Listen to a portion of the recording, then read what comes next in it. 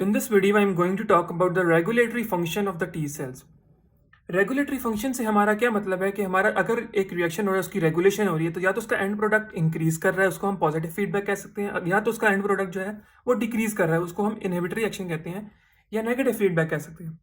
तो यहाँ पे वो कह रहा है कि टी सेल्स जो हैं दे कैन रेगुलेट कि हमारा इम्यून रिस्पॉन्स वो है जो पॉजिटिवली उसका पॉजिटिव इन्फ्लुएंस होगा, या तो वो ज़्यादा हो जाएगा या फिर कंसंट्रेशन में कम हो जाएगा, मतलब इनहिबिट हो जाएगा हमारा immune response. So helper T cells are the main cells that are regulating these kind of scenarios. So first of all, helper T cells के हम different roles study करते हैं कि उनके क्या roles हैं, regulatory function उनका क्या क्या है. These are more than one and these are very important in immunity. So first of all, cell mediated immunity. हमने बात की कि whenever an antigen enters the body, it is presented to the helper T cell and then it determines its future. So how the cell helper T cells are playing a role that if the helper T cells are not present, no interleukin will form and there will be no proliferation. मतलब अगर हम helper T cell के function को ऐसे study कर सकते हैं, अगर हेल्पर टी सेल हमारे पास नहीं होगा so there will be no immune response और हमारा जो इम्यून रिस्पॉन्स है वो डिमिनिश करता जाएगा आहिस्ता आहिस्ता। जो सेल मीडिएटेड इम्यूनिटी हमारे पास है वो डेवलप नहीं होगी। So first role is that proliferation नहीं हो रही हमारे पास without the helper T cell. Second role is कि हमारी जो एंटीबॉडीज हैं वो कैसे बनती हैं। एंटीबॉडीज कैसे बनती है? Antigen presented to helper T cell, ये सारे स्टेप्स होते हैं। हेल्पर टी सेल को जाके फिर वो बी सेल बनते हैं, बी सेल से plasma cell and that makes the antibodies. तो हेल्पर टी सेल के थ्रू ही जाके एंटीबॉडीज बन रही हैं ना, अगर ये बीच में नहीं होगा तो ये आगे स्टेप जाएगा ही नहीं। So that is the reason कि अगर हेल्पर टी सेल नहीं होगा, इंटरल्यूकिन्स नहीं होंगे, बी सेल नहीं बनेगा, बी सेल नहीं बना तो एंटीबॉडीज नहीं बनेगी। So if there is no helper T cell there will be no plasma cells and there will be no formation of antibodies. तो हमारा जो है वो इनहिबिट हो जाएगा immune response. Third reason, controlling proliferation of macrophage. Proliferation of macrophage का मतलब होता है कि उसकी हमने क्वांटिटी इंक्रीज कर दी है। प्रोलिफरेशन का यही होता है सेल ग्रोथ ज़्यादा होती है और रेट भी ज़्यादा होता है सेल ग्रोथ का।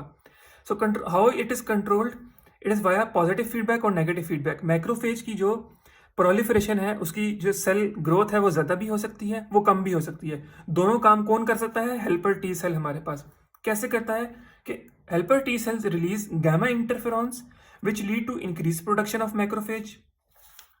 अगर हमें हमारे पास एंटीजन ज़्यादा है तो helper T cells will release more amount of gamma interferons. As a result हमारे पास जो मैक्रोफेज है उन पे ज़्यादा इन्फ्लुएंस होगा गामा इंटरफेरॉन्स का, और इसकी जो प्रोलिफरेशन है इसकी क्वांटिटी इंक्रीज कर जाएगी ताकि वो ज़्यादा से ज़्यादा एंटीजन को टैकल कर सके। एक step.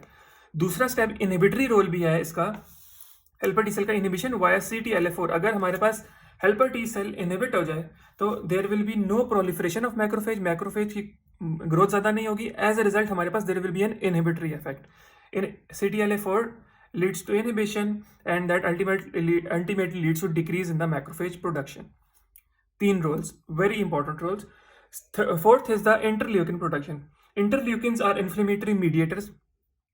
Interleukin production and inflammatory mediated production. Interleukin क्या कर रहे हैं? इंटरल्यूकिन ये सारे या तो साइटोटॉक्सिक सेल्स की वो हमारे पास फॉर्मेशन करवा रहे हैं, उनको भी रेगुलेट कर रहे हैं, और साथ साथ बी सेल्स की भी प्रोलिफरेशन करवा रहे हैं।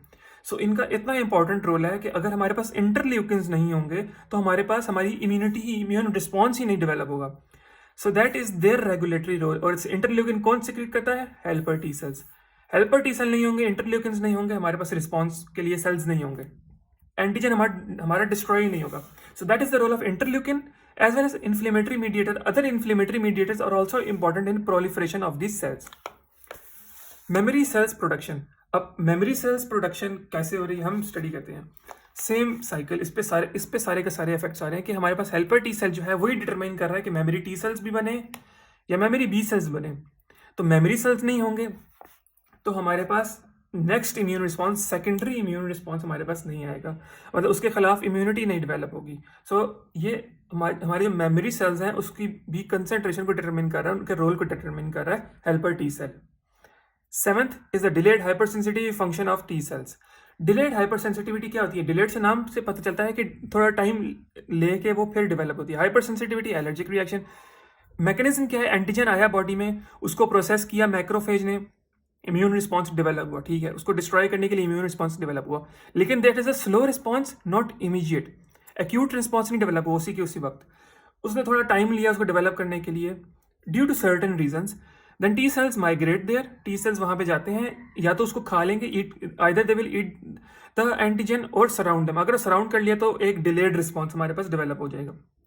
सो दैट डिलेड रिस्पॉन्स किस वजह से आ रहा है? That is due to the T cells. T cells ही हैं जो वहाँ उसको जाके सराउंड करेंगे, otherwise there will be no delayed response. So delayed hypersensitivity function of T cells is also there. Next is the T regulatory cells or the inhibitory T cells.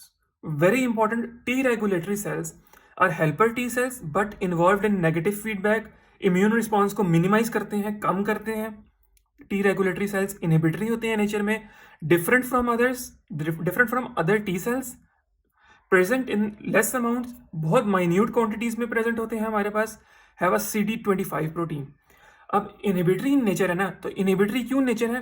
क्योंकि ये जो सेल है इसके ऊपर एक CD25 प्रोटीन है। ये जो CD25 प्रोटीन है ना, ये आगे जाके इनहिबिट करती है हमारे पास टी सेल को, टी सेल की एक्टिवेशन को। मतलब CD25 यहाँ इन सेल से आई, रेगुलेटरी टी सेल से। रेगुलेटरी टी सेल उसके नाम में है कि वो रेगुलेशन कर रहा है। रेगुलेशन क्या कर रहा है? वो डाउन स्ट्रीमिंग, मतलब एक तरह से वो डिक्रीज कर रहा है उसके एंड इफेक्ट को। सो टी रेगुलेटरी सेल्स कैसे करते हैं? T regulatory sales inhibit action देते हैं। कैसे देते हैं? CD25 प्रोटीन रिलीज करते हैं। CD25 जाके इसको इनहिबिट करती है, ये इनहिबिट होगा, ये वाले सेल्स नहीं बनेंगे, ये वाले सेल्स नहीं बनेंगे, इम्यून रिस्पॉन्स डेवलप नहीं होगा। So that is how T regulatory cells are performing their inhibitory function. लेकिन अगर हमने टी रेगुलेटरी सेल्स को इनहिबिट करना है और हम चाहते हैं कि हमारे पास बॉडी में रिस्पॉन्स, इम्यून रिस्पॉन्स ज़्यादा हो एज कम्पेयर टू कम, ज़्यादा इम्यून रिस्पॉन्स करने के लिए हमें इस CD25 प्रोटीन को इनहिबिट करना पड़ेगा। CD25 प्रोटीन को कौन इनहिबिट करता है? इंटरल्यूकिन 6।